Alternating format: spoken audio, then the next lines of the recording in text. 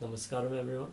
So today I'm going to discuss a little bit about the esoteric meaning behind the Kali image. So you must have seen in various images that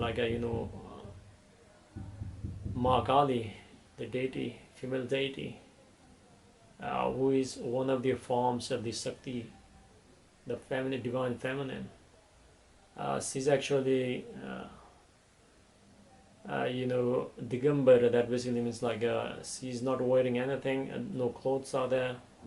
She's dark in color, and not only that, she's holding like a very dangerous weapons. There is the Mundamala, which basically means the garland of the heads, and she's also holding one head in her left hand. And apart from that one, she has actually made a cloth out of the hands. And this is where that is what it is. And she has got her tongue coming out also. And finally there's like a Shiva lying on the battlefield, and she has got her feet on the chest.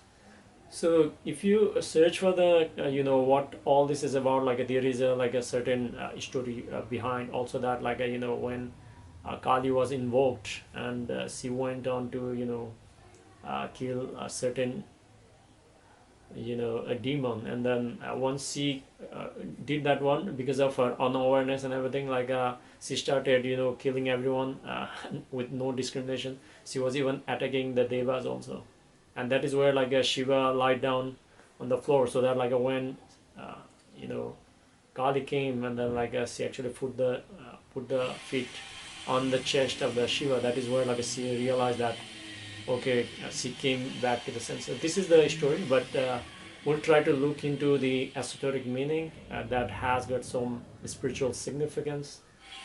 So if you have not watched the previous video in one of the where I discussed a little bit of Shaivism, this is very much parallel with that one.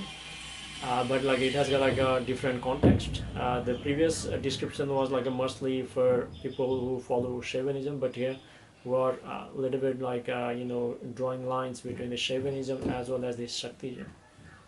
So basically in Shaktism and Shaivism and everything, in hardcore Shaivism, the Shiva is not separate from you, it is your own nature. So your true nature is actually the Shiva, the eternal Purusha, or whatever you want to say. So but since you are unaware and everything, you are actually the potential Shava. So Shava is basically the corpse. If you do not know, in Sanskrit it's called Shava. Shava basically means a dead body. So basically the Shiva is any person who is unconscious is a potential corpse in any given moment, because the death can arrive any moment, and you can be converted into a speaking person, or a dancing, eating, or whatever they are doing. They are potential Shava, they are a potential corpse. This is the hardcore way of looking into the spirituality. So basically that is where the symbolism of Shiva is represented on the bottom. So Shiva is lying down on the floor, but he is like a Shava at the moment, he's unconscious at the moment. So what it actually is showing is the Kali. As you know, I've already mentioned that a Kali is shown, the name Kali also comes from the Kala and dark, and also represents the time also. So it is basically the representation very much translated into a death also, because time and death are very much connected. So your time is over means you are now dead. So similar to that one, when the Kali comes, Kali is in a dark color, and then she is on the top of her one feet is on the top of the chest of the Shiva. That basically means she's trying to wake the Shiva up. That is what she's trying to do. So she's coming over there, she's a Kundalini, she's the Shakti, and she's coming here, and then the Shiva is lying down sleeping over there unconscious, and a Kali just came over to shake and wake him up. And that is what he's trying to do. She is the embodiment of the death. What is the potential death? She's actually trying to wake Shiva up. So basically like a death, you can see as a fear also if you do not understand, but death is also the reminder that time is running away, how valuable it is. So that is one aspect of the symbolism. Now if you have watched the previous video on like Shiva, like Shaivism, like we discussed about like a three different the bondages, one of the fundamentals of like a Shaivism. So here like this is actually like a very much reflected here. So basically like if you see like the Kali is a Digambara, which basically means like a sea is not wearing any clothes, and some people might say like it's profane or like it's like that, but it's not like that way.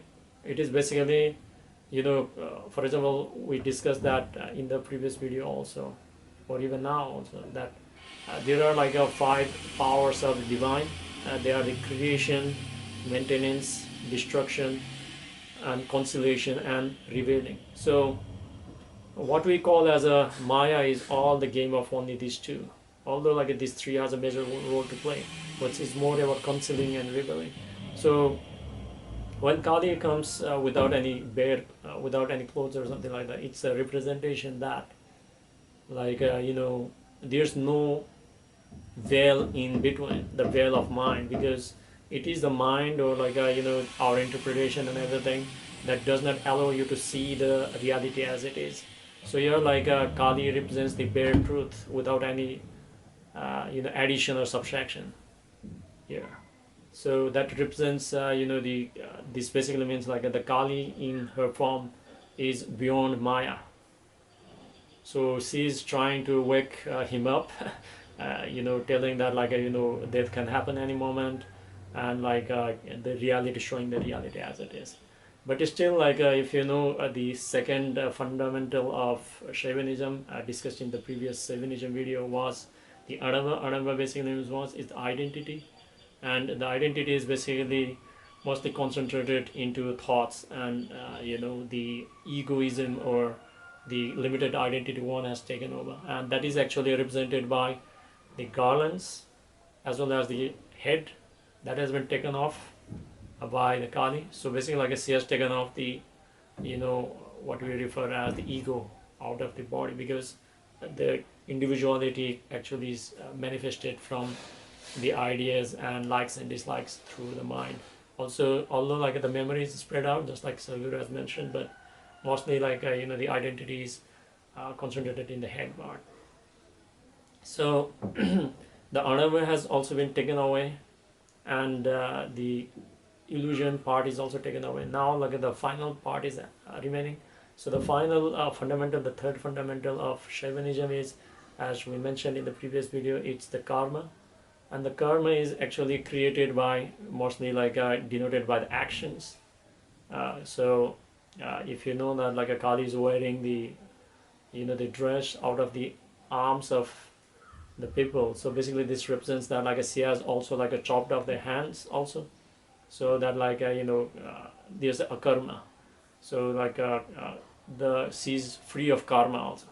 So this actually represents that the divine mother, the Kundalini, the Kali, actually represents the divine feminine, and she is capable of waking up the unconscious Shiva from the state of Shava, and like he can actually wake up if and only if these conditions are met: the awareness of the death, the removal of the veil of ignorance, the removal of the individual limited identity, and then like free of the karma.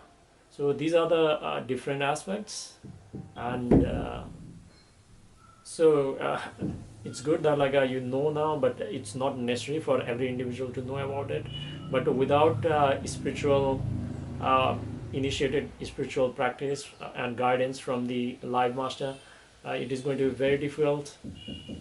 It's good to know that like the what is the significance this, so that like people get more aware of the culture in symbolism, and with the grace of the Guru, like we all shall go beyond all these limitations, and may possibly develop the capabilities of the Kali. Namaskar.